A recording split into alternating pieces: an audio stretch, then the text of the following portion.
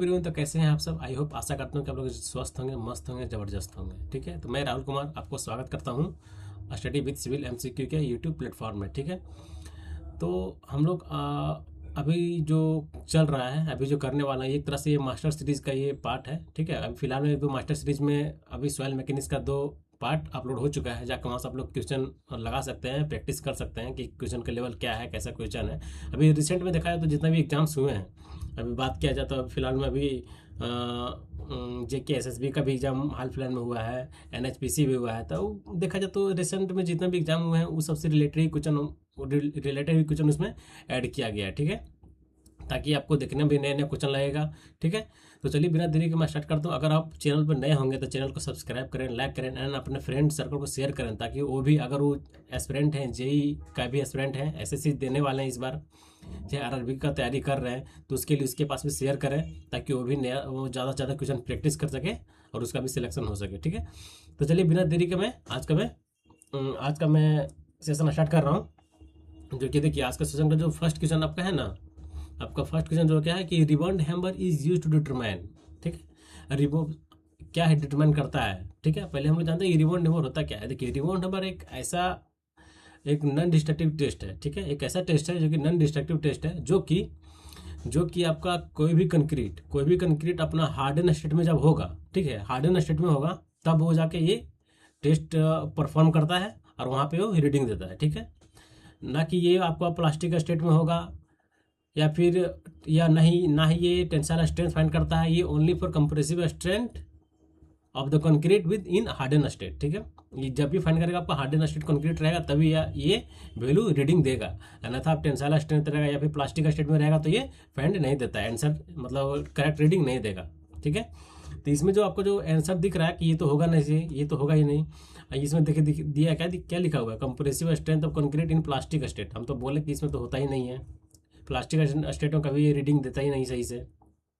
देखिए, third option जो आपको इसमें बता रहा है कि compressive strength of concrete in harden state, जो कि मैं अभी आपको बताया कि जब भी कंक्रीट हार्डन स्टेट में होगा तभी आपका ये अपना रीडिंग एक्यूरेसी के साथ दे पाएगा। ठीक है, ये तो टेंसाइल स्ट्रेंथ ये तो होगा ही नहीं। ठीक है, तो इसे हम लोग रिबॉन्ड हैमर टेस्ट डिटरमाइन करता है, इसे हम लोग बोलते हैं। ठीक है, अब हम लोग जानते हैं कि इसे और हम लोग किस नाम से जानते हैं। ठीक है, आज जो फिलहाल होने वाली पहते 45 या लखी, हाँ 45 या 50 मिनट्स के अंदर लगभग 90 से 100 क्वेश्चन के बीच हम लोग करने वाले हैं। ठीक है, जो अच्छी खासी मतलब अच्छी लेवल का क्वेश्चन देखा है, तो जितने भी रिसेंट में एग्जाम हुए हैं, जितना भी प्रीवियस ईयर, चाहे SSC ले लीजिए, चाहे भी SSC ले लीजिए, RRB JEE ले लीजिए।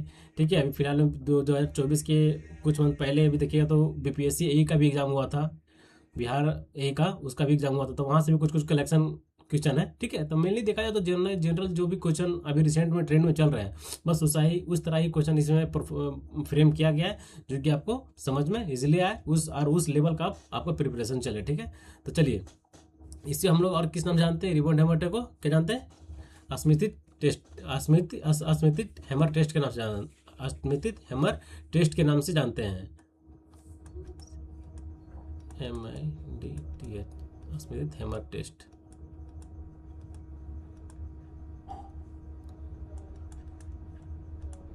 ठीक है, ये हो गया। अब हम लोग नेक्स्ट क्वेश्चन की ओर मूव करते हैं। देखिए, नेक्स्ट क्वेश्चन क्या है, the minimum grade of concrete use for moderate exposure condition. देख रहे हैं, मॉडरेट मॉडरेट कंडीशन में पूछ रहा है क्यों, एक मिनट, वो थोड़ा सा प्रॉब्लम आ रहा था। ठीक है, चलिए, कोई दिक्कत नहीं है। The minimum grade of concrete for moderate exposure condition of plane cement concrete, यहाँ बोल दिया, सीधा सीधा लिख दिया कि PCC के केस में क्या होगा। ठीक है, तो हम लोग इसके लिए एक टेबल बनाएंगे, PCC के लिए सेट बनाएंगे। ठीक है, PCC के लिए इधर आपका रहेगा RCC। ठीक है, इसमें जो हम लोग टेबल रहेगा फिलहाल में, यहाँ रहेगा माइल्ड,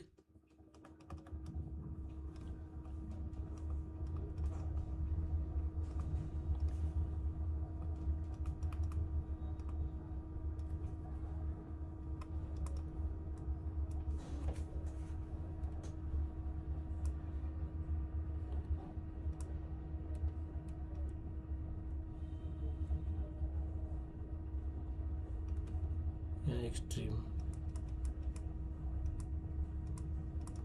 ठीक है। तो हम लोग जानते हैं इसमें इस पीसीसी का हम लोग इसमें फिलहाल में दो ही, जो इसका जो मेन है उसके बारे में हम लोग बात करते हैं। दो इसमें बात करेंगे, दो इसमें। ऐसे तो इसमें होता है ग्रेड के बारे में पूछता है, वाटर सीमेंट रेशियो पूछता है, मैक्सिमम सीमेंट कंटेंट पूछता है। लेकिन फिलहाल हम लोग अभी दो के बारे में बात करेंगे। क्या? वाटर सीमेंट रेशियो,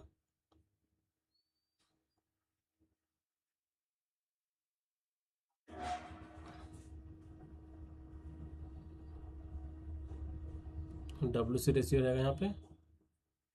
अब थोड़ा सा मिस्टेक हो गया, ठीक है। Mild, moderate, severe, very severe, extreme, ठीक है। तो हम लोग यहाँ पे क्या लिखते हैं, हम लोग लिखेंगे आपका इसमें हम लोग लिखेंगे क्या? Grade, minimum grade, minimum grade,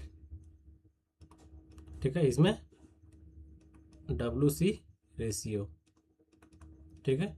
इसमें भी लिखेंगे हम लोग मिनिमम ग्रेड, इसमें लिखेंगे हम लोग WC रेशियो, ठीक है। तो हम लोग जानते हैं कि आप लोग भी कमेंट कीजिए कि माइल्ड के केस में क्या होता है, मिनिमम ग्रेड कितना होता है बताइए। पीसीसी के केस में 15 होता है, M15।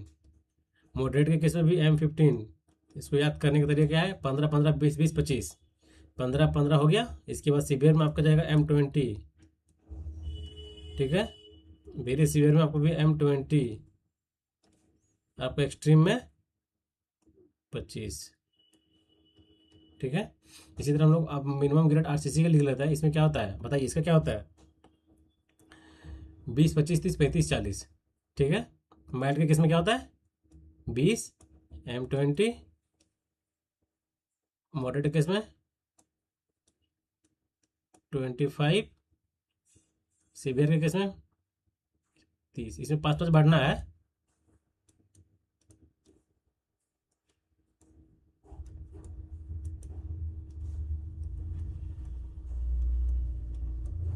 ठीक है।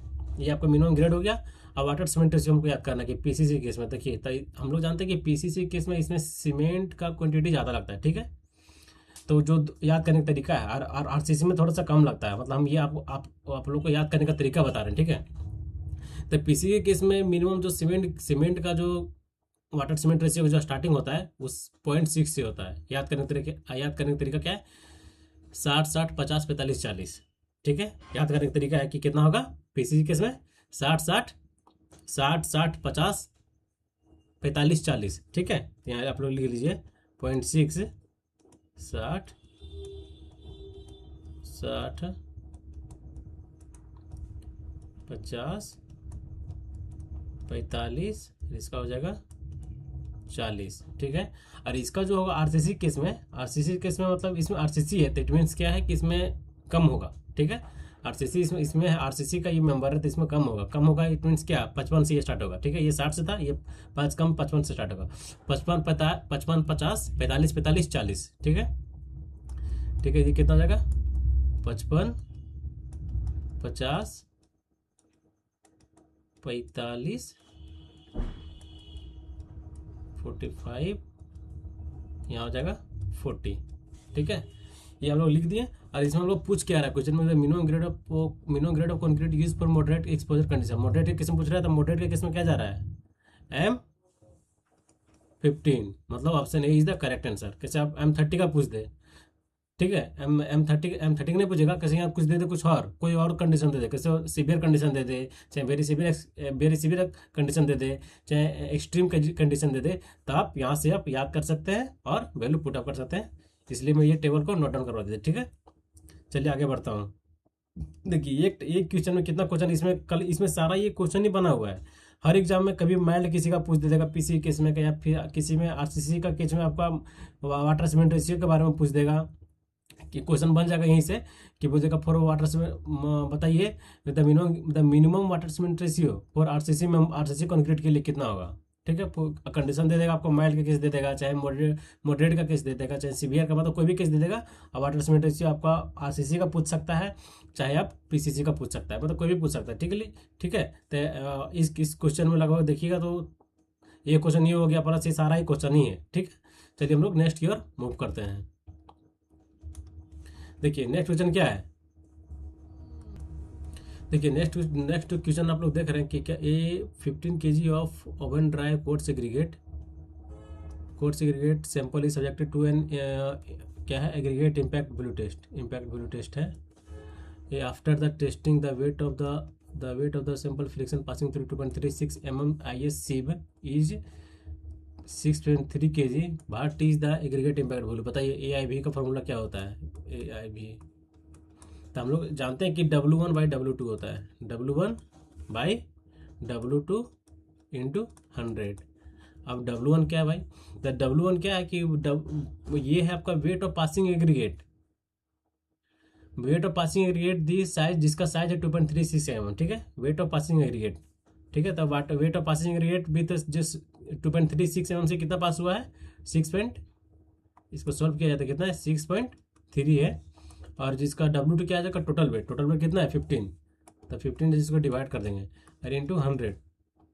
जब इसको आप सॉल्व कीजिएगा तो आपका 42% इसका आंसर आ जाएगा। तो सॉल्व करना ईजी है, कोई बड़ा बात नहीं है।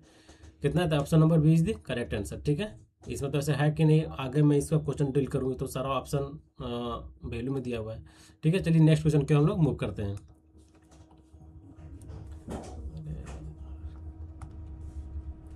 देखिए नेक्स्ट क्वेश्चन आप देख रहे हैं कि the classification categories of road network was finalise the Nagpur road plan Indian standard Congress such as. बताइए, इसे पूछ रहा है, किसका पूछ रहा है, नागपुर रोड प्लान का। ठीक है, तो नागपुर हम लोग इसको तो आप लोग जानते हैं कि ये ट्रिक आप लोग कैसे इसको याद करते हैं रोड प्लान को। एक ये भी ट्रिक है, क्या ट्रिक है, एक मिनट थोड़ा प्रॉब्लम कर रहा है। हाँ, क्या ट्रिक था, ये भी ट्रिक LM और एक N। ठीक है, चाहे आप ये साइड से लेफ्ट साइड से फॉलो कर सकते हैं, चाहे राइट साइड से फॉलो कर सकते हैं। हम राइट साइड से फॉलो करते हैं। ठीक है, लिखेंगे नागपुर रोड प्लान, फिर मुंबई रोड प्लान और लखनऊ रोड प्लान, जो कि शुरुआत में ये है लखनऊ। ये लखनऊ रोड प्लान हो गया,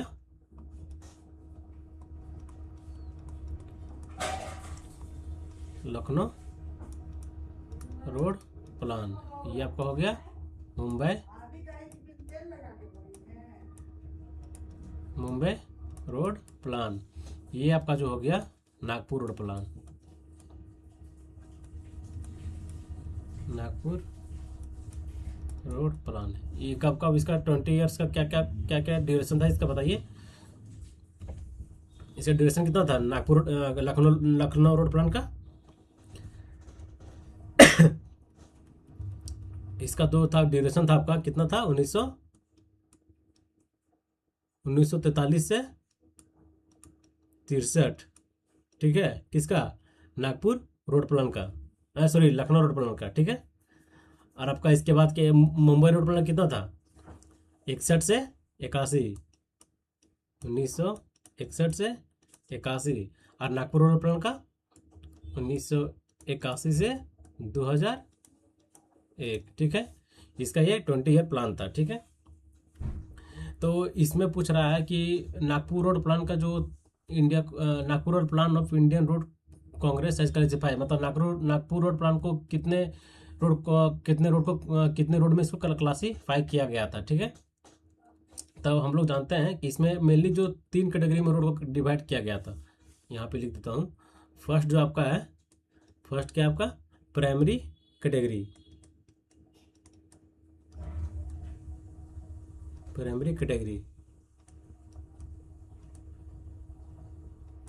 इसमें क्या क्या दिया, इसमें मात्र 2 रोड को रखा गया था, जो कि आपका एक्सप्रेस वे। ठीक है, इसमें जो आपका आएगा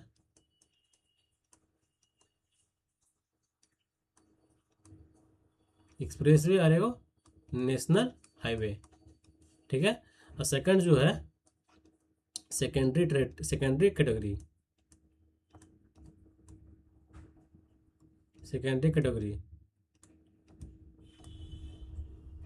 इसमें जो आपको रखा गया था नेशनल, इसमें स्टेट हाईवे को रखा गया था, ठीक है, स्टेट हाईवे और major district road. Okay. Third जो आपका है क्या है, टेरिटरी कैटेगरी, टेरिटरी कैटेगरी, ठीक है।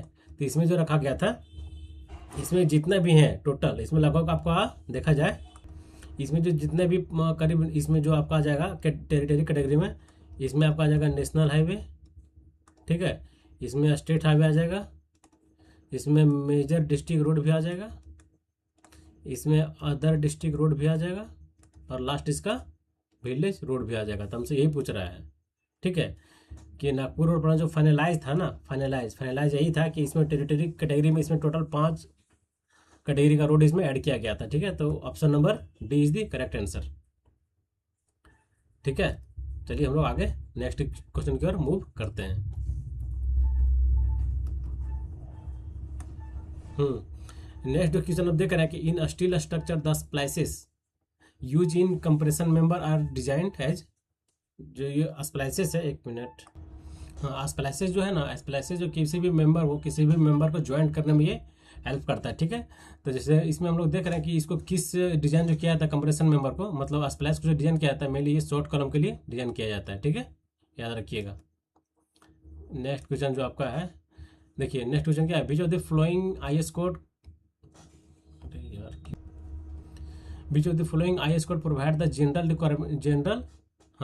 Requirements for the design of concrete structure for a retaining aqueous liquid. बताइए, ये IS कोड पूछ दिया। ऐसा क्वेश्चन आपको देखने का एग्जाम में, कोई भी एग्जाम में एक ना एक IS कोड से रिलेटेड आपसे पूछ देगा, चाहे उसमें मिक्स डिजाइन का पूछ देगा, चाहे आप स्टील का पूछ देगा, लेकिन जनरली थोड़ा भी मतलब अच्छा क्वेश्चन का पूछ रहा है जो कि किसी को पता ना चले। जैसे भी IS 456 आपका 800 IS 800 2007 जनरली सबको जानता है, लेकिन जैसे देखिए इसमें थोड़ा सा घुमा दिया ना, क्या रिटेनिंग, क्या structure for retaining aqueous liquid, ठीक है, एक्वस लिक्विड के बारे में पूछ दिया, जो कि इसका IS कोड कितना है, तो डायरेक्ट इसमें तुक्का भी नहीं मार सकते, ये आपको डायरेक्ट याद ही होगा तभी मार सकते हैं। इसका आंसर आपका option number 20 the correct answer, ठीक है। ये तो आप लोग जानते हैं कि मिक्स डिजाइन का है, ये तो जानते हैं कि आपका ये स्टील का है, ठीक है। और नेक्स्ट जो आपका है ये 516 2012 किसका कोड है, बताइए, ये किसका है, स्ट्रेंथ ऑफ कंक्रीट का है,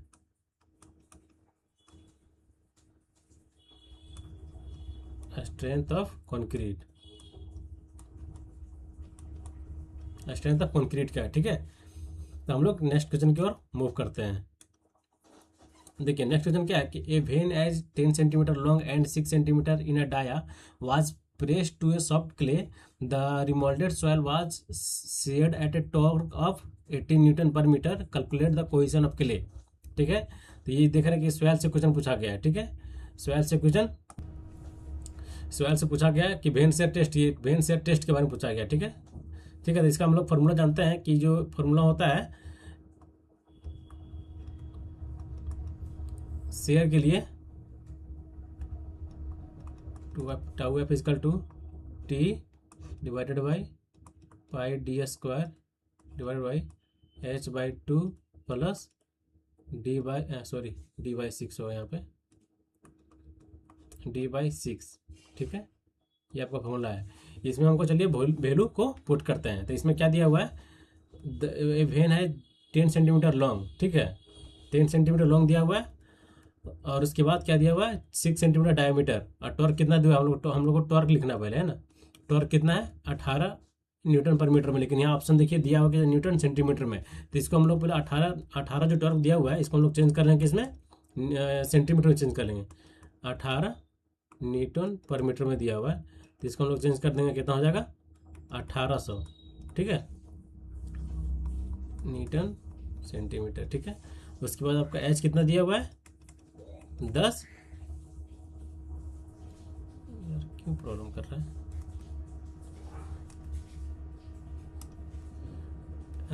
10 सेंटीमीटर में तो देवी किया है, इसमें कोई चेंजिंग नहीं करना है आपका। ये जो आपका उसके बाद क्या दिया, डी डाया जो दिया है आपका 6 सेंटीमीटर में दिया हुआ है, तो इसमें यहाँ पे वैल्यू पुट कीजिए, टी इजकल टू कितना है 1800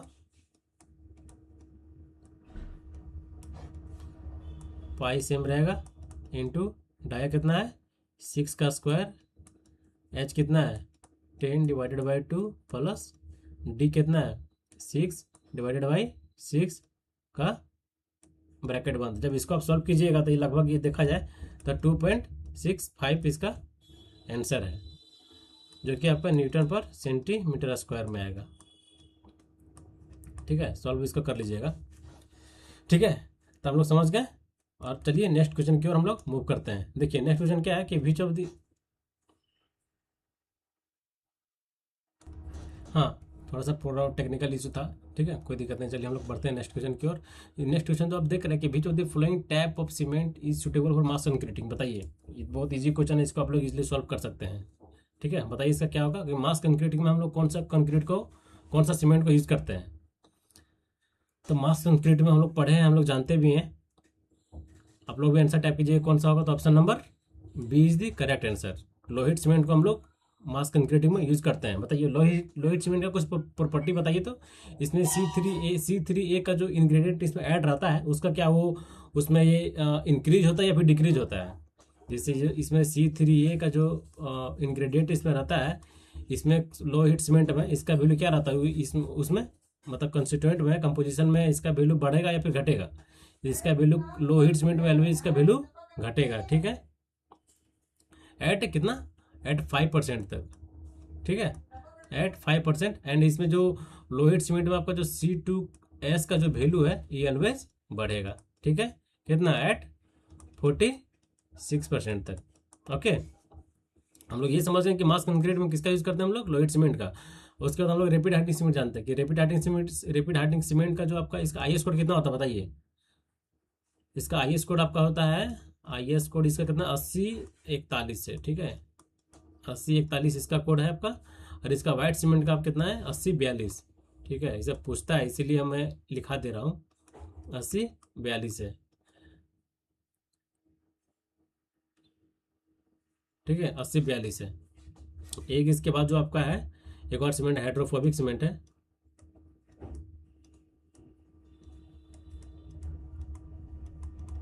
हाइड्रोफोबिक सीमेंट जिसका IS कोड आपका है 8043। ठीक है, तो ये मेनली आपको कोड याद रखना पड़ेगा। ठीक है, कि एग्जाम में किसी न किसी एग्जाम में ये पूछ देता है और आपको डेफिनेटली आपको ये याद रखना पड़ेगा। तो हम लोग ये समझ गए। और इसमें जो हम लोग कुछ इसका प्रॉपर्टी जान लेते हैं कि रैपिड हार्डनिंग सीमेंट का हम लोग यूज़ कहाँ करते हैं। रैपिड हार्डनिंग सीमेंट का यूज मेनली जो होता है इसका कि आपका रोड को मेंटेनेंस वर्क के लिए। ठीक है, अगर आपका ब्रिजेस हो गया या फिर रोड हो गया, ठीक है, या पेमेंट है, मतलब जितना भी मेंटेनेंस का काम है, तो मेंटेनेंस काम के लिए हम लोग कौन सा सीमेंट यूज करते हैं, तो रैपिड हार्डनिंग सीमेंट। ठीक है, तो हम लोग लिखते हैं कि रैपिड हार्डनिंग सीमेंट का मेनली यूज कहाँ पे होता है rapid construction like payment and maintenance work के लिए। ठीक है, मेंटेनेंस वर्क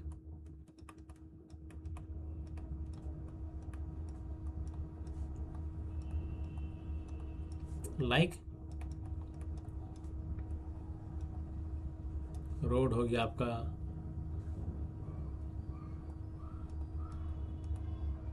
डैम्स हो गया।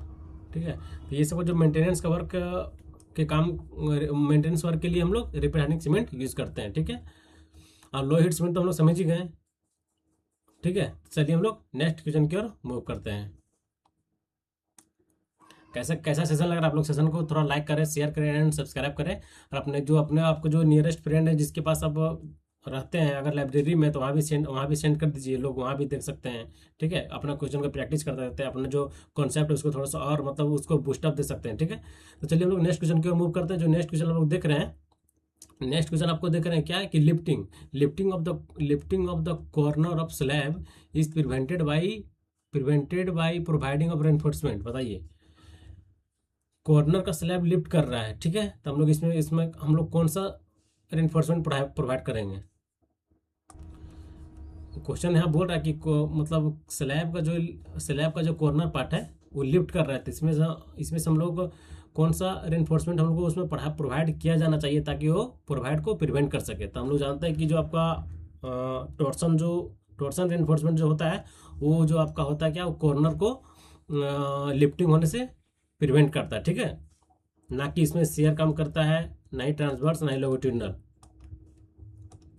नेक्स्ट क्वेश्चन देखिए, बताइए इसका क्या है, ये मतलब किसका डिजाइन है, किसका आपको लग रहा है। Which of the following is a meant to inform the road user that the road is, बताइए किसका साइन है। स्लिपरी का है, क्या निवेन का है, चाहे मेंडरिंग का है, कर्व का है, बताइए। ये जो साइन है आपका स्लिपरी का साइन है, ठीक है। नेक्स्ट क्वेश्चन क्या है, देखिए the flow through a circular pipe according to a Hagen Poiseuille's law the flow rate is directly proportional to. आप पहली बात का हमको ये फॉर्मूला याद रहेगा तभी तो ये बनेगा। इसका फॉर्मूला क्या होता है सब बताइए पहले आप लोग।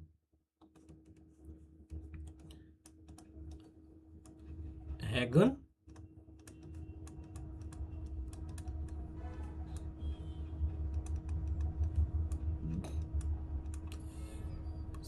लॉ, इसका जो डिस्चार्ज का फॉर्मूला है, डिस्चार्ज का इसका फॉर्मूला है कितना, change in pressure pi R के पावर 4 डिवाइडेड बाई कितना था यार, हाँ 8 L, ठीक है। ये फॉर्मूला आपको याद रहेगा तभी ये क्वेश्चन बना पाएंगे। इसको फॉर्मूला को इसलिए मैं थोड़ा अच्छा कर दिया ताकि आप इसे याद रखें। डिस्चार्ज का फॉर्मूला है चेंज इन प्रेशर, ये तो आपका प्रेशर है, पाई है, ये रेडियस है, ये आपका विस्कोसिटी है, ये लेंथ है। तो इसमें क्या पूछ रहा है कि हैगन सर्कुलर पाइप के केस में हैगन पोलिलुअस law the flow rate is directly proportional, मतलब डिस्चार्ज किसके प्रोपोर्शनल है, चेंज इन प्रेशर है ना, प्रेशर ड्रॉप, डेंसिटी है, डेंसिटी तो नहीं है, लेंथ भी नहीं है, विस्कोसिटी भी नहीं है, रेडियस भी नहीं है। तो इसके मीन्स इसका आंसर जो आंसर होगा चेंज इन प्रेशर किसमें है, option number see the correct answer. ये फॉर्मूला आपको याद रखिए कि हैगन पोसेसुअल्स का जो लॉ का जो फॉर्मूला होता है, डिस्चार्ज इक्वल टू कितना, तो change in pressure pi R के power 4 divided by R into mu into L, ठीक है। नेक्स्ट क्वेश्चन को हम लोग थोड़ा थोड़ा फास्ट करते हैं। Intersecting trap bulbs are provided in the municipal sewer for the purpose of, बताइए इंटरसेप्टिंग ट्रैप जो हम लोग प्रोवाइड करते हैं, इसलिए ये क्या इसका पर्पस क्या है।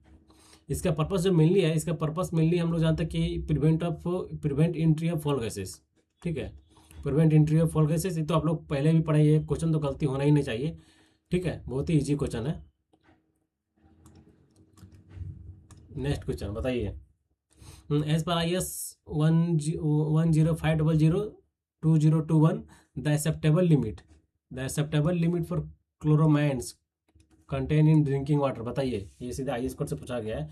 क्लोरोमाइंस जो होता है वो कितना परसेंट रहता है ड्रिंकिंग वाटर में, बताइए। क्लोरोमाइंस का परसेंटेज क्या, मतलब क्लोरोमाइंस कितना परसेंट रहता है, कितना mg पर लीटर परसेंट रहता है। तो हम लोग जानते हैं कि क्लोरोमाइंस आपका 4% रहता है, इसको भूलिएगा नहीं, बहुत ही इंपॉर्टेंट है। क्लोरोमाइंस के बारे में आपसे पूछ देता है, पूछ ही देगा, ठीक है। Next question, slow sand filter are cleaned at an interval of, बताइए। बहुत ही इजी क्वेश्चन है, ये भी क्वेश्चन आपको गलती नहीं होना चाहिए। देखिए कितना ऑप्शन क्लोज दिया है, आवर्स में दिया हुआ है, डे में दिया हुआ है, मंथ में दिया है, ईयर में दिया हुआ है। तो ये ऐसा क्वेश्चन अगर जिसके पास मतलब कॉन्सेप्ट क्लियर है तो ये वो इस क्वेश्चन को एकदम इजीली टिक आउट करके निकल जाएगा।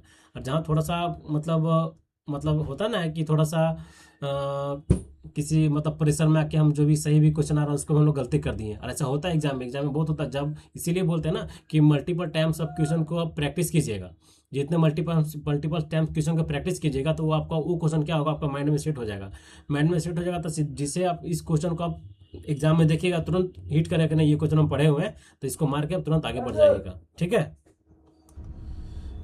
तो स्लो सैंड फिल्टर, ठीक है, इसमें इसका हम लोग क्लीनिंग पीरियड क्या होता है, इसका क्लीनिंग पीरियड हम लोग जानते हैं कि इसका क्लीनिंग पीरियड कितना होता है, 1 से 3 मंथ के अंदर इसको क्लीन करना पड़ता है। इसमें और इसका कुछ हम लोग और वैल्यू देखते हैं, इसका और क्या क्या वैल्यू है इसका हम लोग जानते हैं। आपका इसका कुछ और वैल्यू हम लोग जानते हैं। तो CU का वैल्यू इसका क्या होता है, स्लो सैंड फिल्टर का, स्लो सैंड फिल्टर अथवा CU का वैल्यू, कोएफिशिएंट ऑफ इन्फॉर्मिटी का वैल्यू कितना होता है, बताइए। CU का वैल्यू कितना होता है, 1.8 से 3 तक होता है, ठीक है। D10 का वैल्यू कितना होता है, इफेक्टिव डेप्थ, इफेक्टिव का पार्ट, D10 का वैल्यू कितना होता है, तो 0.25 से 0.35 तक होता है, ठीक है। इसका जो होता है आपका रेट ऑफ फिल्ट्रेशन क्या होता है बताइए। रेट ऑफ फिल्ट्रेशन कितना होता है, 100 से 200 लीटर पर आवर पर मीटर स्क्वायर, ठीक है। और इसका जो एक और होता है रेट ऑफ फिल्ट्रेशन के बाद इफिशियंसी, ठीक है। इफिशियंसी से कितना होता है सबसे ज़्यादा इफिशियंसी, सबसे अच्छा इफिशियंसी इसी का होता है 97 से 98%, 97 से 98% है, ठीक है। एक और इसमें आपका आता है स्लो रैपिड सेंड फिल्टर, ठीक है। यहाँ पे लिख देते हैं दूसरा, रैपिड सेंड फिल्टर, ठीक है। तो रैपिड सेंड फिल्टर में आपका CU का वैल्यू क्या होता है बताइए। तो इसमें जो CU का वैल्यू आपका क्या होगा, 1.2 से 1.8 तक वेरी करता है। D10 का जो वैल्यू इसमें होता है, कितना पॉइंट, हाँ ठीक है, 0.35 से 0.60 इसका वैल्यू होता है D10 का वैल्यू। और रेट ऑफ फिल्ट्रेशन इसमें क्या होता है, रेट ऑफ फिल्ट्रेशन का वैल्यू कितना इसमें होता है 3000 से 6000 तक होता है, 3000 से 6000 लीटर पर मीटर स्क्वायर पर लीटर पर आवर पर मीटर स्क्वायर, ठीक है। इसका जो इफिशियंसी होता है कितना होता है, इसका इफिशियंसी 80 से 90%, ठीक है, 80 से 90%। एक क्वेश्चन में देखिए कितना सारा इसमें सारा क्वेश्चन बना हुआ है। किसी क्वेश्चन में आपका CU का वैल्यू पूछ देगा, किसी में आपका रेट ऑफ फिल्ट्रेशन पूछ देगा, किसी में आपका एफिशिएंसी पूछ देगा। चाहे आप स्लो सेंड फिल्टर का चाहे रैपिड सेंड फिल्टर का, मतलब किसी न किसी एग्जाम में पूछ देगा, ठीक है। चलिए हम लोग नेक्स्ट क्वेश्चन की ओर मूव करते हैं।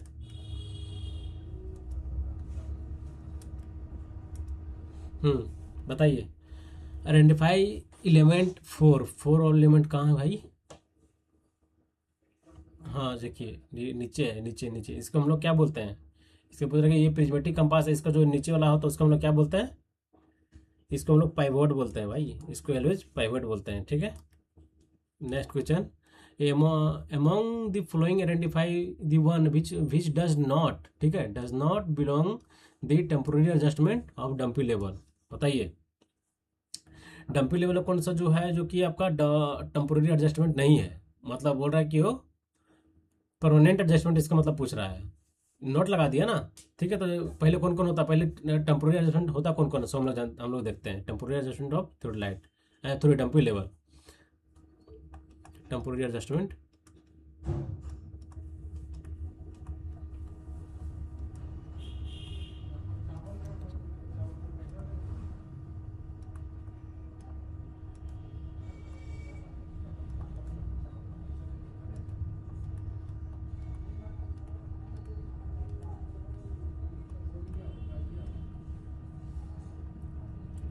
बताइए टेम्पोररी एडजस्टमेंट इसका क्या क्या होता है, डंपी लेवल का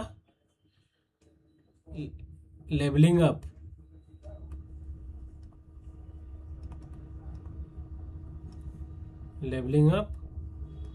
फिर आपका हो गया setting up the level,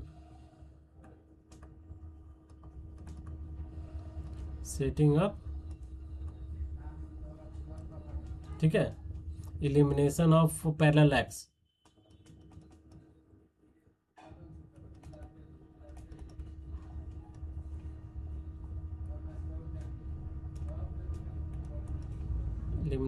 elimination of parallel x. ये सारे किसमें है, ये आपका टेम्पोररी एडजस्टमेंट के अंदर आते हैं, ठीक है। अब परमानेंट एडजस्टमेंट की बात करें, इसमें तो आप इसका तो आंसर आपको समझ में आ गया होगा, जब ये हो ही नहीं सकता है, एलिमिनेशन ऑफ पैरेलल एक्स हो ही नहीं सकता है, लेवलिंग अप हो ही नहीं सकता, तो लास्ट जो बच गया लेवलिंग टू एडजस्टमेंट, ये आपका क्या है, परमानेंट एडजस्टमेंट है, ठीक है। तो ऑप्शन नंबर यही पूछ रहा है कौन सा नहीं है, तो आपका जो ऑप्शन D नंबर है ये नहीं होगा। इसके बारे में हम लोग और सारा डिटेल थोड़ा देख लेते हैं कि आपका परमानेंट एडजस्टमेंट कौन सा है, कौन कौन सा है।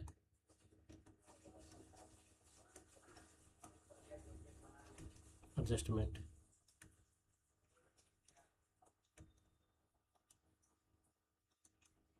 Permanent adjustment, temporary level.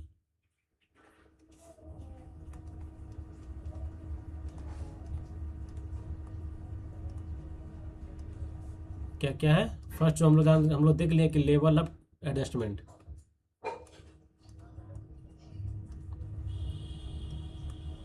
ठीक है। सेकंड जो इसमें आता है adjustment of eyepiece, adjustment of E piece.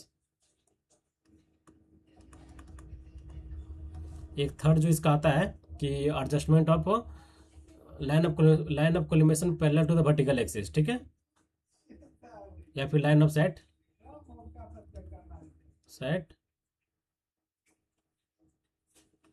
Perpendicular to vertical axis.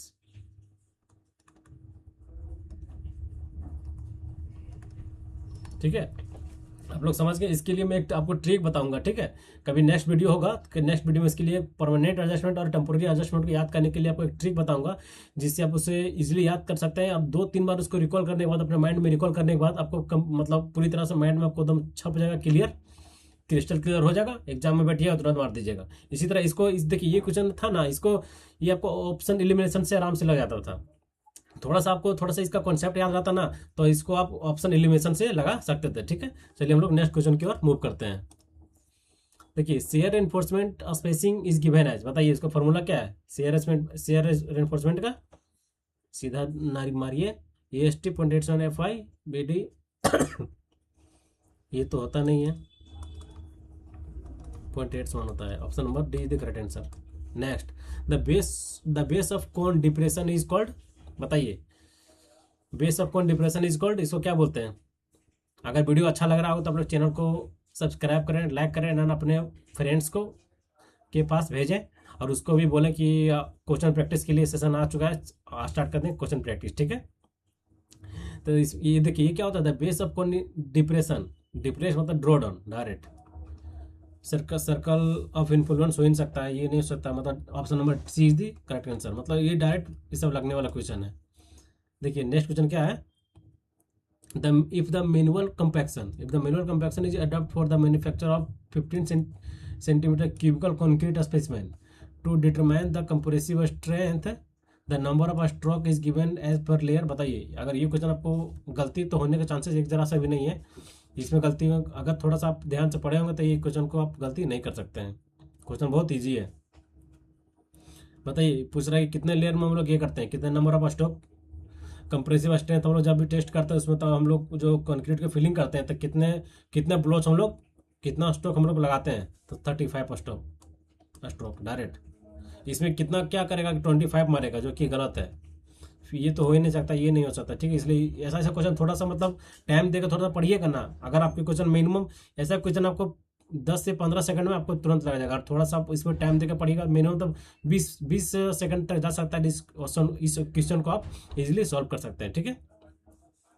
Next question को हम लोग और मूव करते हैं। देखिए, the ratio of pH to POH और फ्रेश डिस्टिल्ड वाटर, बताइए कितना होता है? pH value of distilled water का 7, और POH भी इसका वैल्यू डिस्टिल्ड वाटर का कितना होता है? फॉर डिस्टिल्ड वाटर,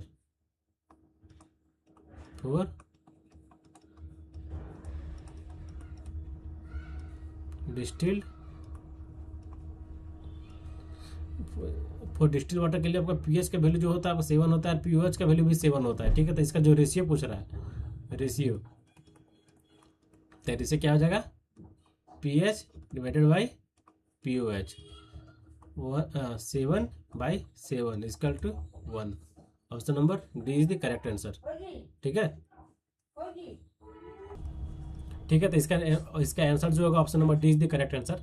हम लोग नेक्स्ट क्वेश्चन की ओर मूव करते हैं। देखिए, when excess water in concrete mix come out causing a small porous is called, बताइए। ऐसा ऑप्शन तो ये ऐसा क्वेश्चन है कि गलत तो होने के चांसेस नहीं है, सीधे मारिए ब्लीडिंग और आगे बढ़िए, ठीक है।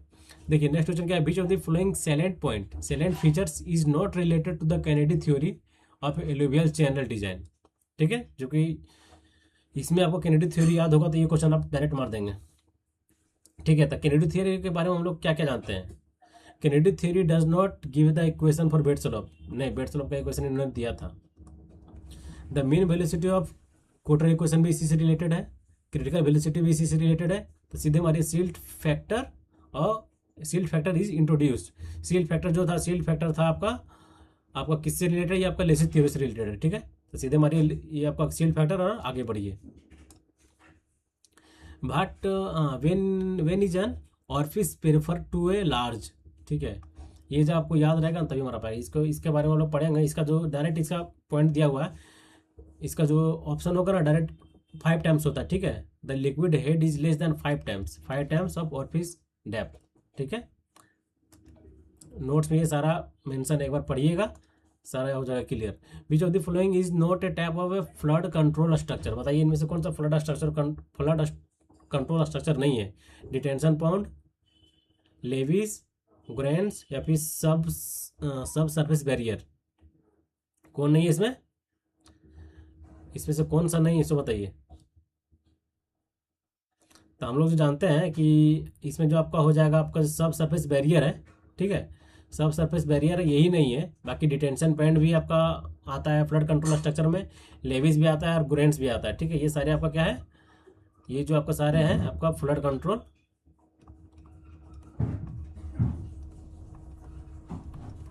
स्ट्रक्चर है। ठीक है, next question, the maximum bending moment in A simply supported beam.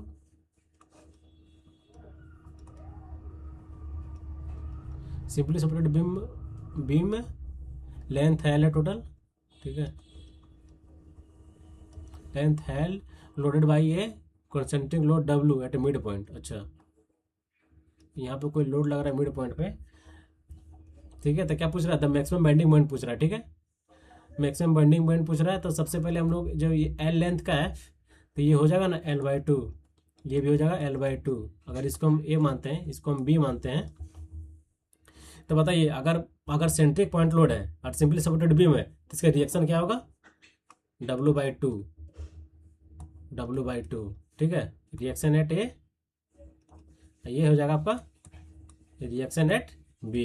ठीक है, इसका जो मैक्सिमम बेंडिंग मोमेंट होगा किसी एक पॉइंट के अकॉर्डिंग, मान के चलिए कि ए पॉइंट। ठीक है, moment at A equal to 0। ठीक है, तो यहाँ से तुरंत राउंड घुमा दीजिए, L/2 into RA।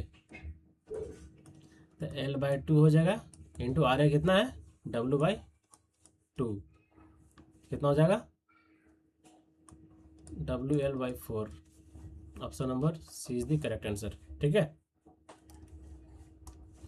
Next question जो है कि in the process of burning manufacturing the pug mill is used in which of the following operation. बताइए पग मिल जो होता है कौन से ऑपरेशन में होता है, इनमें से ब्लेंडिंग में होता है, बर्निंग में होता है, टेम्परिंग में होता है, फिर वेदरिंग में होता है।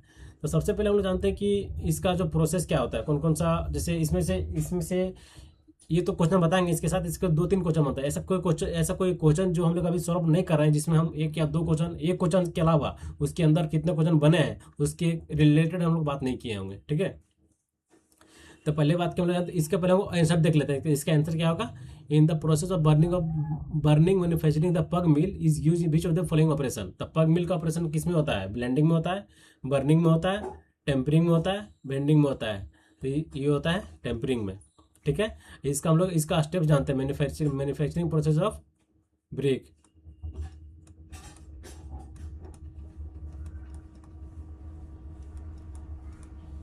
Manufacturing process of BRICS. ठीक है, तो फर्स्ट में क्या होता है, फर्स्ट में सबसे पहले क्या होता है, फर्स्ट में सबसे पहले अनस्वेलिंग होता है, अनस्वेलिंग। फर्स्ट क्या हो गया, अनस्वेलिंग हो गया।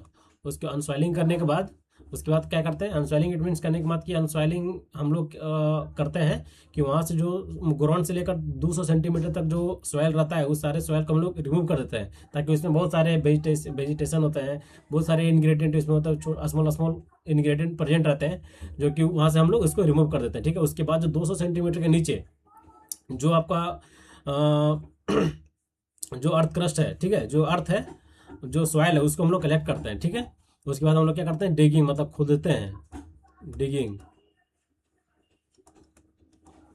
ये क्या हो गया, डिगिंग हो गया। उसके बाद थर्ड क्या होता है, खोद लिए मतलब डिगिंग कर लिए, इसके बाद हम लोग उसको क्या करते हैं, क्लीनिंग करते हैं। अगर थोड़ा सा जो भी था इसमें जो इम्प्रूव रहता है उसको हम लोग क्लीन कर देते हैं। इसके बाद चौथा क्या होता है, इसको हम लोग वेदरिंग में छोड़ देते हैं, वेदरिंग। वेदरिंग हो गया। अब पांचवा जो आता है वेदरिंग में छोड़ने के बाद इसके बाद हम लोग, फिर इसके बाद हम लोग क्या करते हैं, ब्लेंडिंग करते हैं, ठीक है।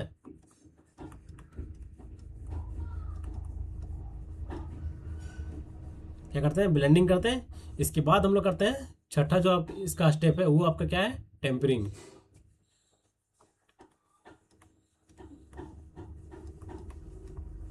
जो कि आपका छठा ऑप्शन में आपका आंसर है, ठीक है। ये जो सीक्वेंस है, ये सीक्वेंस आप याद रखिएगा, ये पूछा गया है अभी जो फिलहाल में एग्जाम में उसमें भी आया हुआ था, ठीक है, इसलिए इसको आप याद रखिएगा। देखिए ये क्वेश्चन ये सॉल्व हो गया, साथ साथ हम लोग ये भी जान गए इसका इसका सीक्वेंस क्या होता है। ये भी, ये जो मैं आपको बताया ये भी क्वेश्चन आया हुआ है, ठीक है।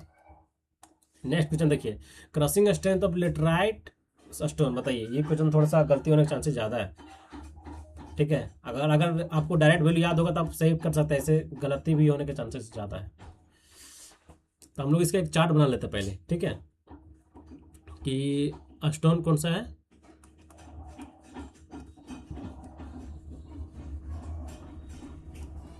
और क्रशिंग स्ट्रेंथ।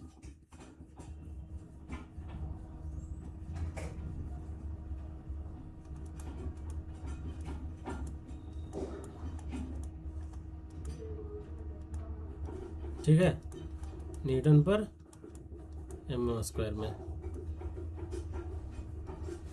फर्स्ट जो हम लोग फर्स्ट लिखते हैं ग्रेनाइट का। ग्रेनाइट का कितना होता है, 104 से 140, आप याद रखिएगा। फिर इसके बाद स्लेट, स्लेट का कितना होता है, 70 से 210। नेक्स्ट जो होता है मार्बल। तो हम लोग थे कहाँ पे, हम लोग थे स्लेट हो गया था मार्बल। मार्बल का कितना होता है, 72 होता है, ठीक है। इसके बाद आता है आपका सैंड स्टोन, सैंड स्टोन। फिर आपका आता है लाइम स्टोन। सैंड स्टोन का आपका आता है कितना, 65 होता है। आपका लाइम स्टोन कितना होता है, 55 होता है, ठीक है। इसके बाद जो आपका लेटराइट है, लेटराइट तो बता ही दिया कि लेटराइट कितना होता है, ठीक है। इसको आप याद, ये टेबल याद रखिएगा। कोई ऐसा एग्जाम नहीं जिसमें से इसे एक क्वेश्चन नहीं आता हो, ठीक है। कोई ऐसा एग्जाम नहीं जिससे क्रशिंग स्ट्रेंथ चाहे ग्रेनाइट का हो, चाहे आपका स्लेट का हो, चाहे मार्बल का हो, चाहे सैंडस्टोन, चाहे लाइमस्टोन, मतलब किसी ना किसी एग्जाम में आपको पूछ दिया जाता है, ठीक है। चलिए हम लोग इसका ऑप्शन क्या था हम लोग का, सैंडस्टोन का, सॉरी लेटराइट का। लेटराइट का जो ऑप्शन था 1.3 से 1.8 से 3.1। हम लोग नेक्स्ट क्वेश्चन की ओर मूव करते हैं। देखिए नेक्स्ट क्वेश्चन क्या है, आईएएस कोड से पूछ दिया। अभी आईएएस कोड बहुत ट्रेंड में चल रहा है, बहुत मतलब एग्जाम में देखा जाए तो एक या दो क्वेश्चन इससे आने का चांसेस बहुत मतलब प्रोबेबल चांसेस रहता है कि एक या दो क्वेश्चन आपको देखने को मिल जाए आईएएस कोड के रिलेटेड, ठीक है। देखिए क्या question, which of the following Indian standard code provision provide to test procedure for determination of transverse strength of natural building stone. Natural building stone का आईएएस कोड पूछ रहा है। इसमें से बहुत ऐसा लोग होंगे जो थोड़ा सा इसमें गलती होने के चांसेस ज़्यादा है, ठीक है। तो इसका जो ऑप्शन जो होगा 11 21, डायरेक्ट याद रखिएगा, इसमें तुक्का नहीं चलेगा। डायरेक्ट 11 21 आपको याद है, पार्ट सेकेंड, ठीक है। तो आप इसको इजीली इसको इजीली मार सकते हैं, ठीक है। 11 21 पार्ट सेकेंड, ठीक है। इसका option number C is the correct answer. तो डायरेक्ट आपको याद रखना पड़ेगा। देखिए नेक्स्ट क्वेश्चन क्या है कि द वैल्यू ऑफ प्रॉपर्टी और structure becomes less by its becoming out of dates in a style structure in design, it is determines. Option number A. आप लोग इसे पढ़ेंगे, ये तो क्वेश्चन गलती होने का चांसेस नहीं कि आप लोग इसे गलती कर सकें। ये बहुत मतलब रिपीटेड क्वेश्चन है, मोस्ट इंपॉर्टेंट क्वेश्चन है, क्योंकि बहुत ये मतलब नंबर ऑफ टाइम्स रिवीजन मतलब रिपीटेड क्वेश्चन ये पूछा गया है, ठीक है। ये सब तो बताने की जरूरत नहीं, ये सब तो आप लोगों को याद ही होगा। सैल्वेज वैल्यू क्या है, स्क्रैप वैल्यू क्या है, ठीक है। नेक्स्ट क्वेश्चन देखिए, Indian standard takes the modulus of elasticity of structural steel. Steel का पूछ रहा है कितना होता है, 2 × 2.1 × 10⁵ न्यूटन पर mm स्क्वायर। अरे 2.1 नहीं, सॉरी, ये होता है option number C is the correct answer, 2 × 10⁵ newton पर mm स्क्वायर, ठीक है। नेक्स्ट क्वेश्चन देखते हैं, which of the following is not a primary air pollution. Not a primary air pollution, ठीक है, तो इसमें से कौन प्राइमरी एयर पोल्यूशन नहीं है। तो सस्पेंडेड पार्टिकल मैटर हो गया, फॉर्मल्डिहाइड हो गया, डाइऑक्साइड हो गया, फिर सल्फर डाइऑक्साइड हो गया। इसमें से कौन सा ऑप्शन लगता है कि सही है, बताइए। आपका ये जो है सस्पेंडेड पार्टिकल, ये आपका अभी कितना, ये क्या है, ये भी आपका प्राइमरी एयर पोल्यूशन है, ये आपका नहीं है फॉर्मल्डिहाइड। इसका मैं एक ट्रिक आपको बताऊंगा नेक्स्ट वीडियो में, कभी एक 5-10 मिनट का एक वीडियो लेकर आऊंगा, जो कि आपको एक्सैक्ट ट्रिक बताऊंगा, जो कि आप एक बार उसे पढ़ लें, 2-3 बार रिकॉल कर लें, तो आपको माइंड में ये परमानेंटली के लिए सेट हो जाएगा। तो आप डायरेक्ट आप क्वेश्चन आपको उसमें आपको क्वेश्चन भी कराएंगे, देखिएगा कि क्वेश्चन रिसेंट एग्जाम में पूछा गया है, उससे मैं क्वेश्चन भी कराऊंगा, ठीक है। डी, ये आपका प्राइमरी एयर पोल्यूशन है, पोल्यूटेंट है, ये भी आपका सेम है। Option number B is the correct answer. ये इसमें क्या पूछ रहा है, नॉट ए प्राइमरी, ठीक है, तो ये मतलब सेकेंडरी, तो सेकेंडरी आपका कौन सा हो गया, फॉर्मल्डिहाइड हो गया, और आपका जो प्राइमरी हो गया आपका सस्पेंडेड पार्टिकल मैटर्स हो गया, फिर डाइऑक्साइड हो गया आपके, फिर आपका सल्फर डाइऑक्साइड हो गया। मतलब ये सारे जो है ना, नाइट्रोजन का ऑक्साइड हो गया, सल्फर डाइऑक्साइड हो गया, ये सारे आपको आते हैं प्राइमरी एयर पोल्यूटेंट्स में, ओके। नेक्स्ट क्वेश्चन हम लोग देखते हैं, ये steep particle size distribution curve is obtained from steep, ये स्टीप पार्टिकल साइज डिस्ट्रीब्यूशन, बताइए इस क्वेश्चन का आंसर क्या होगा। स्टीप बोल रहा है, ठीक है, स्टीप बोल रहा है कि steep particle size distribution curve जो होता है वो एलवेज यूनिफॉर्म होता है, ठीक है, एलवेज यूनिफॉर्म होता है। हाई प्रोपोर्शन ऑफ साइज, इसी को मतलब इसको और दूसरे लैंग्वेज में पूछ सकता है, high proportion,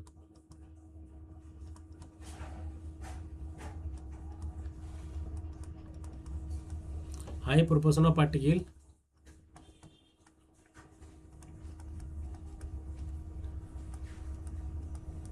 have size with narrow limit,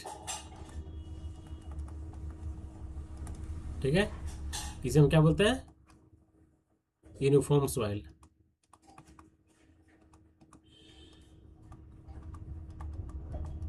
ठीक है। स्किप ग्रेड इसे और हम लोग किस नाम से जानते हैं, इसे हम लोग और स्किप ग्रेडेड, ये भी पूछा गया क्वेश्चन है।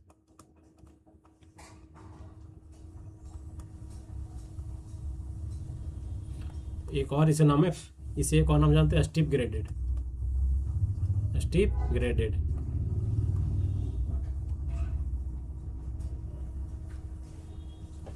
सॉइल, ओके, हो गया। आइए हम लोग नेक्स्ट क्वेश्चन की ओर मूव करते हैं।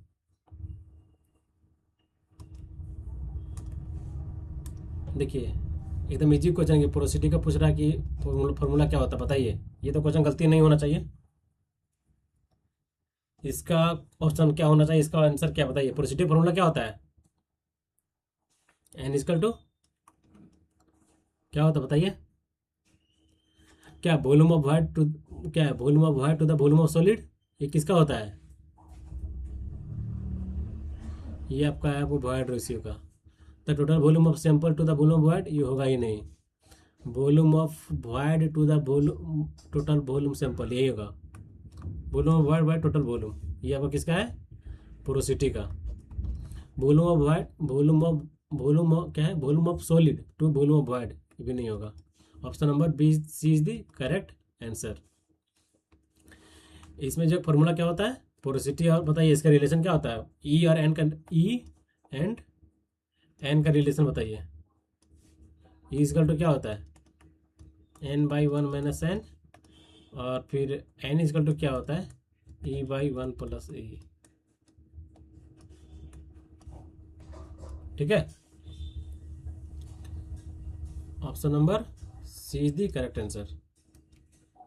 नेक्स्ट क्वेश्चन को हम लोग मूव करते हैं। देखिए नेक्स्ट क्वेश्चन क्या है, which of the flowing limit is perfectly white, contain 95% calcium oxide, and when water is added it selectively variously and its volume increase by 2 से 2.5 टाइम्स। बताइए क्या ये पोरोसिटी होगा? ऐसा क्वेश्चन, ये क्वेश्चन थोड़ा सा अच्छा है। क्या होगा, poor lamp, hydraulic lamp, fat lamp, या फिर पोर्जोलोनिक लैम्प? अगर इसमें ये क्वेश्चन देखिए, अगर आपको याद नहीं है तो थोड़ा सा दिमाग लगा के ऑप्शन एलिमिनेशन करके इसको आप मार सकते हैं। पोर्जोलोनिक लैम्प तो होता नहीं है, पुअर लैम्प होने का चांसेस ही नहीं है। ठीक है, अब बात रह गया दो गो, हाइड्रोलिक लैम्प या फिर फैट लैम्प। हाइड्रोलिक लैम्प को हम लोग यूज़ कहाँ करते हैं, इसे हम लोग यूज़ करते हैं अंडर वाटर में यूज़ करते हैं, अंडर वाटर में इसको यूज़ करते हैं। अब बच गया एक fat lamp. Fat lamp is the correct answer. Fat lamp में जो होता है, इसमें जो आपको कैल्शियम ऑक्साइड जो होता है, इसमें CO का जो परसेंटेज रहता है 95% रहता है। ये डायरेक्ट है, इसको आपको याद रखना पड़ेगा। ठीक है, CaO का वैल्यू इसमें आपको याद रखना पड़ेगा। हाइड्रोलिक लैम्प हम लोग कहाँ यूज़ करते हैं, अंडर वाटर के लिए, अंडर वाटर कंक्रीटिंग के लिए।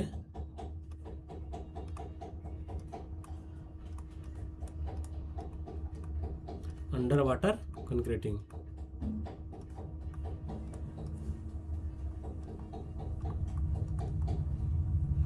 ठीक है, समझ में आ गया?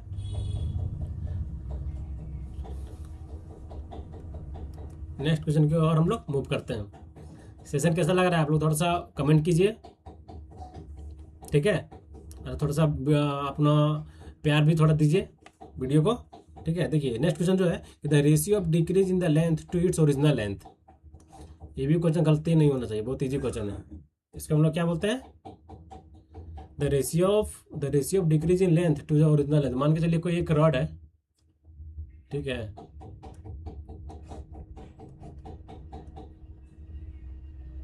इसका लेंथ डिक्रीज कर रहा है ओरिजिनल लेंथ। मान के चलिए ओरिजिनल लेंथ ये है, इसका लेंथ फिर यहाँ आ गया।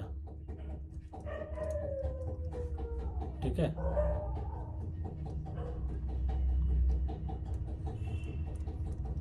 इसे हम क्या बोलेंगे, कंप्रेसिव स्ट्रेन बोलेंगे। ठीक है,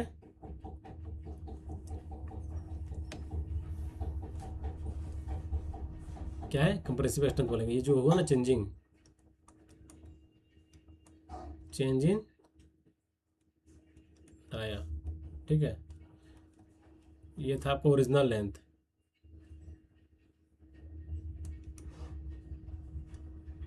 L था, ये हो गया L प्लस डेल L। ठीक है, option number B is the correct answer. Next जो देखिए, which of the following instrument is not use in chain surveying. बताइए, ये भी बहुत इजी क्वेश्चन है। ये क्वेश्चन आपसे गलती होने का चांस नहीं है, और गलती इसमें नहीं कीजिएगा। ऐसा क्वेश्चन अगर आप लोग गलती करते हैं तो थोड़ा सा रैंक पे इफेक्ट पड़ता है। ठीक है, बताइए, रेंजिंग रॉड, प्लम्ब या फिर एरो, ये तीनों आपका चेन सर्विंग के अंदर आता है, लेकिन जो आपका ट्रफ कंपास है इसे हम लोग यूज नहीं करते हैं। ठीक है, option number A is the correct answer. The distance between channelizing island of roadway is known as. बताइए, the distance between channelizing island of roadway is known as, क्या बोलता है उसे हम लोग क्या बोलते हैं? आइसलैंड का जो डिस्टेंस जो होता है चैनलाइजिंग आइसलैंड का, उसे हम लोग क्या बोलते हैं? वेविंग। ओवरटेकिंग तो ये तो होता ही नहीं है। ओवरटेकिंग से डिस्टेंस ये होगा नहीं, ये भी नहीं होता। जो वेविंग डिस्टेंस बच गया, यही इसका आंसर है। ये ऑप्शन, ये क्वेश्चन जो है थोड़ा सा ऑप्शन एलिमिनेशन से भी थोड़ा सा आप दिमाग लगाते हैं तो आप इसे आप सही कर जाते हैं। ठीक है, बताइए, ऐसा क्वेश्चन थोड़ा सा अच्छा क्वेश्चन है। ये ट्रस, बताइए इनमें से कौन सा ट्रस है? ये पैरेट ट्रस है, फिर किंग पोस्ट ट्रस है, ये फ्रेंच ट्रस है, या हॉबी ट्रस है? ये जो ट्रस आपको दिख रहा है ये आपका फ्रेंच ट्रस है। ठीक है, नेक्स्ट बताइए, gross irrigation area is equal to. बताइए, ग्रॉस इरिगेशन एरिया किसके बराबर होता है?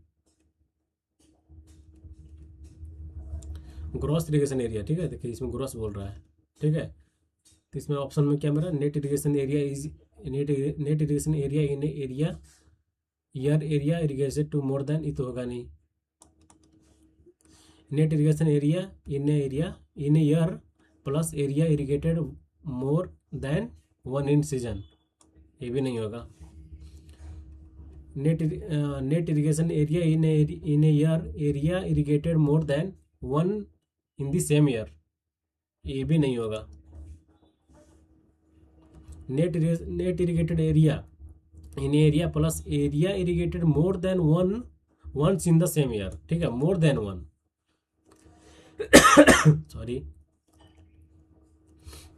इसमें देखिए भी ऑप्शन सही हो जाता, अगर यहाँ पे प्लस रहता तो सेम हो जाता, क्योंकि सेम है, थोड़ा सा यहाँ प्लस इसमें नहीं दिया, इसीलिए थोड़ा सा ये ऑप्शन गलत हो गया, और option number D is the correct answer, ठीक है।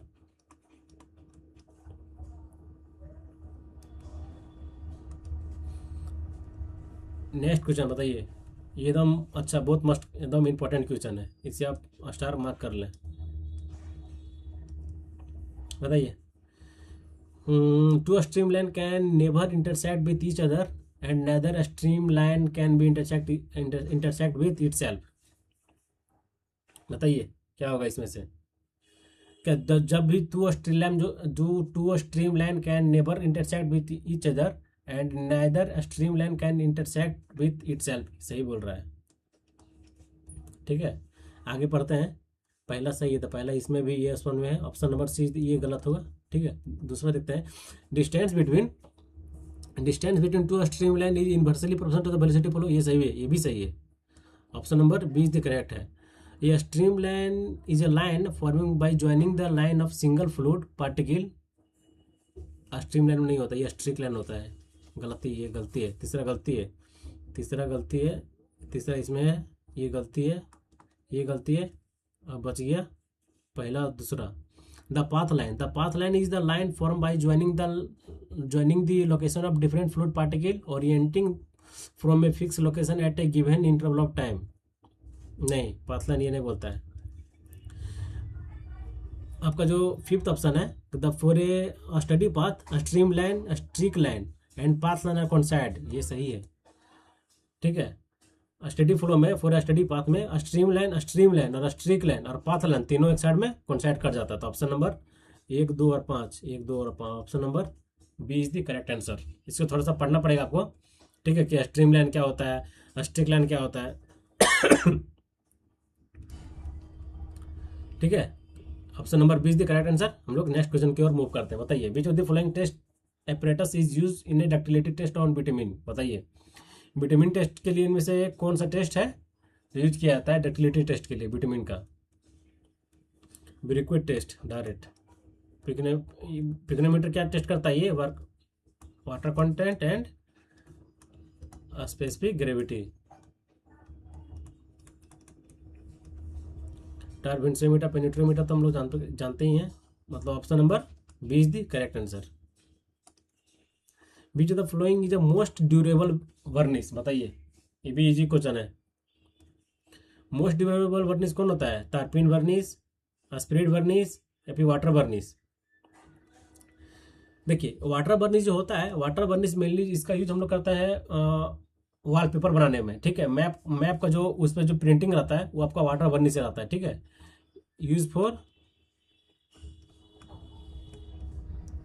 वॉलपेपर,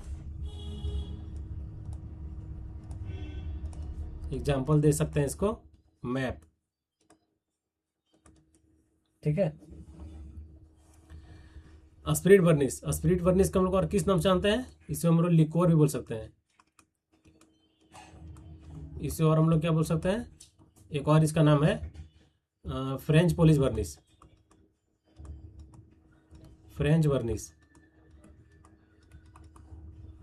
ठीक है। ये स्पिरिट वर्निश होता है, ये जो है बहुत जल्दी ये ड्राई हो जाता है, इट ड्राई क्विकली,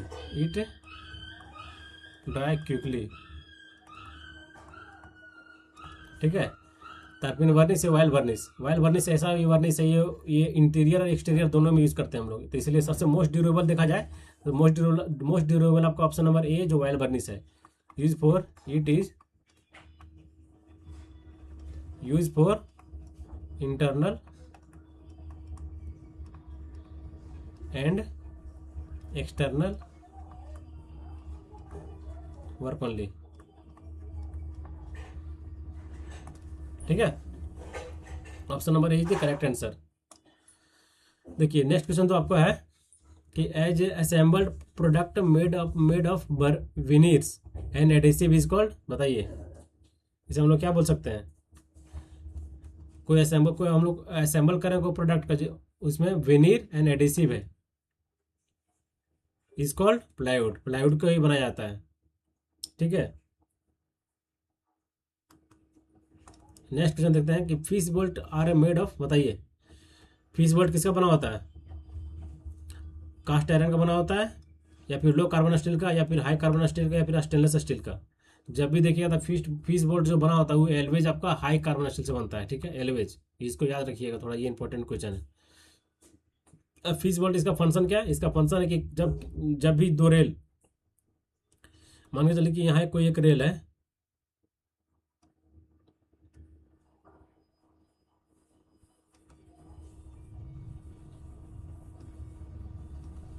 ठीक है, एक यहाँ रेल है,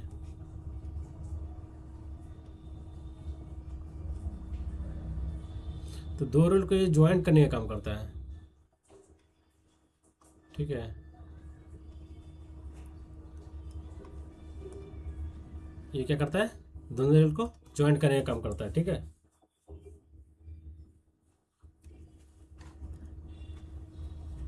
हम लोग नेक्स्ट क्वेश्चन की ओर मूव करते हैं। इसका ऑप्शन सी था। ओके, देखिए नेक्स्ट क्वेश्चन क्या है। A room of width 3 metre and length इसका 4 मीटर है, and width and door width कितना 1.5 मीटर है। So in given figure the thickness of the wall is 250 mm, the quantity of damp proof course. ठीक है, बताइए damp proof course का quantity कितना, जिसमें थिकनेस दिया हुआ है, जिसका थिकनेस दिया हुआ है 25 mm दिया हुआ है। ठीक है, बताइए कैसे इसका निकालिए क्वांटिटी इसका निकालिए। पहले इसका हम लोग टोटल सेंटर लाइन से हमको लेंथ निकाल लेते हैं। ठीक है, टोटल सेंटर लाइन कितना होगा, देख रहे हैं कि यहाँ से यहाँ 4 है। ठीक है, और कितना दिया हुआ है, देखिए क्या है, टोटल सेंटर लाइन आपको निकालना है, तो हमको देखना है कि प्लस सेंटर लाइन कितना होगा। हमको यहाँ से यहाँ मार्किंग करना है, ये आपका सेंटर लाइन है, ये आपका सेंटर लाइन है। ठीक है, यहीं से हम लोग का सेंटर लाइन होगा ये।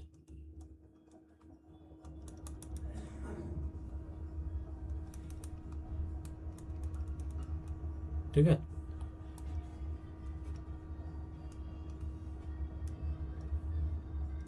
ऐसा क्वेश्चन आपको देखने को मिलेगा एग्जाम में, इसलिए थोड़ा सा मेहनत कर रहा हूँ अभी थोड़ा ये आप लोग भी इस वीडियो को देखिए। ठीक है, देखिए हमको सेंटर लाइन निकालना है, तो पहले 4 मीटर ये हो गया, और थिकनेस कितना दिया है, वॉल का थिकनेस आपका 225 दिया हुआ। ठीक है, तो 0 हटा दीजिए, 25 मतलब 12.5 यहाँ होगा, और 12.5 यहाँ होगा, तो 4 यहाँ हो गया।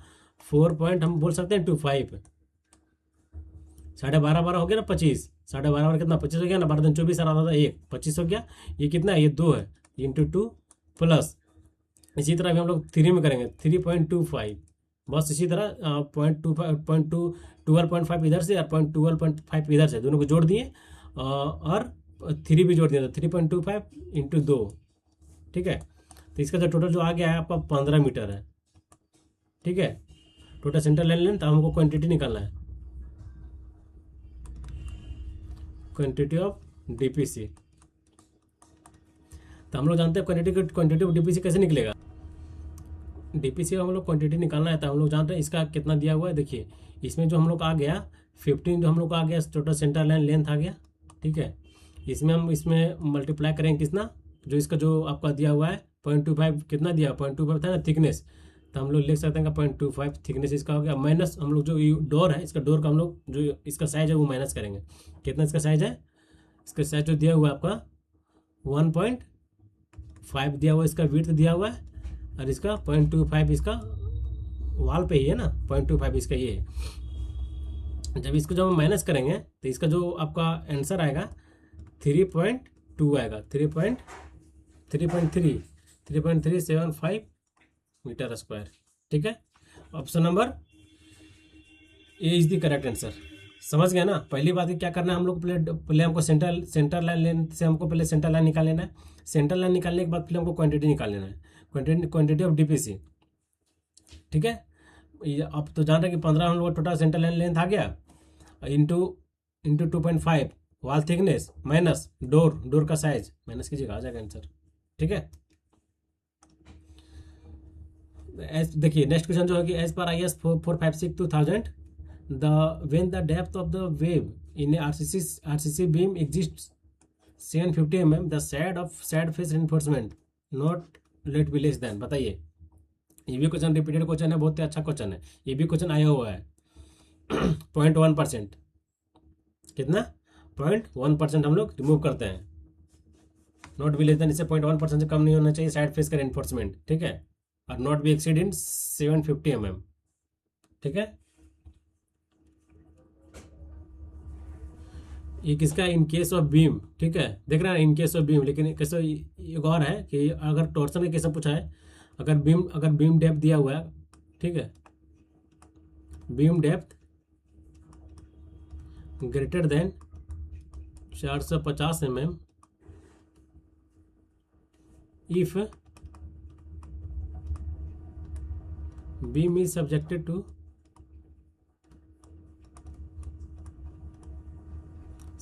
To torsion. ठीक है, जब कहीं अगर टॉर्सन, अगर बीम डेप्थ अगर ग्रेटर देन होगा 450 mm, कब, जब इस बीम पे क्या टॉर्क लग रहा होगा तो। ठीक है, समझ गए। Option number C is the correct answer. Next question देखिए, नेक्स्ट क्वेश्चन क्या है, the material placed in a between the sleeper and the top of the formation is known है। बताइए, मटेरियल पैलेस हम लोग मटेरियल पैलेस करते हैं in sleeper पे, the material placed between the sleeper. ठीक है, मान के चलिए कि कोई स्लीपर है, उसके sleeper and top of the formation is known as, क्या बोलते हैं उसे, स्लीपर और टॉप ऑफ द फॉर्मेशन। ठीक है, टॉप ऑफ द फॉर्मेशन उसे हम क्या बोलते हैं, गेज नहीं बोलते हैं यार, मटेरियल बोल रहा है ना, मटेरियल तो सीधे ब्लास्ट मारिए, रियल तो होगा नहीं, पॉइंट होगा नहीं, पॉइंट एंड क्रॉसिंग, तो option B is the correct answer. देखिए नेक्स्ट क्वेश्चन जो देख रहा है कि क्या पूछ रहा है कि the two stresses exist in thin wall pressure vessel. ठीक है, तो इसमें मेनली इसमें जो थिन वॉल प्रेशर वेसल में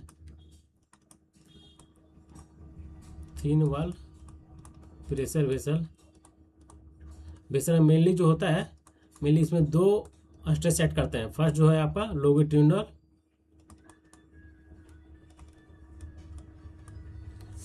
स्ट्रेसेस, और सेकंड जो आपका है हुप स्ट्रेस। ठीक है, तो इसमें दो ऑप्शन देख रहे हैं कि longitudinal stress and hoop stress are the option number is the correct answer. Next question जो आपका है, identify the method that are not used for a determination of the in situ unit weight of the compaction of earth and fill। बताइए कौन सा method जो है कि इन Situ method नहीं है, pycnometer method, sand replacement method, या फिर वाटर डिस्प्लेसमेंट मेथड, या फिर कोर कटर मेथड। ये जो अपन तीन देख रहे हैं ना, sand replacement, water displacement, core cutter method, ये सारे क्या है आपका इन सिटू मेथड है।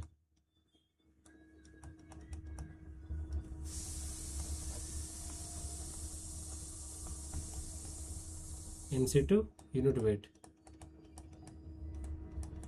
ठीक है, मतलब ये सब फील्ड मेथड है, लेकिन ये जो आपका पिग्नोमीटर मेथड है, ये आपका क्या है, लेबोरेटरी टेस्ट है। Option number A is the correct answer. Next देखिए क्या है कि the sewer pipe has to be design and check for. बताइए सीवर, ये क्वेश्चन थोड़ा सा आराम से मारिएगा, नहीं तो गलत होने का भी चांसेस है थोड़ा इसमें। ठीक है, सीवर पाइप को हम लोग डिजाइन करते हैं एंड चेक करते हैं, इसमें से कौन सा हम लोग सीवर पाइप को डिजाइन करते हैं, क्या मैक्सिमम फ्लो पे, या फिर एवरेज फ्लो पे, या फिर बोथ पे, या फिर ओनली मिनिमम पे। Average, both and minimum, both maximum and minimum flow पे हम सीवर पाइप को डिजाइन करते हैं। ठीक है, तो